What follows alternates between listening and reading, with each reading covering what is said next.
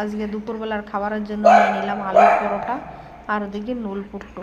এই নুল পুট্টুটা কিন্তু খুব টেস্টি লাগে। আর এই খাসির মাংস রান্না করে নিয়েছিলাম, এই যে খাসির মাংসের সঙ্গে এই নুল পুট্টুটা খাওয়া আজকে। দেখো এই নুল পুট্টুটা সুন্দর লাগে কিন্তু মাংসের তরকারিতে খেতে, আর খাসির মাংসটা খুব সুন্দর টেস্ট হয়েছে। তার জন্য বললাম আজকে এটাই খাবো, আজকে আর ভাত খাবো না। ভাতও রান্না করেছি কিন্তু ভাত খেতে ইচ্ছা হলো না, তার জন্য ভাত আর খাবো না, আজকে এইটাই খাবো।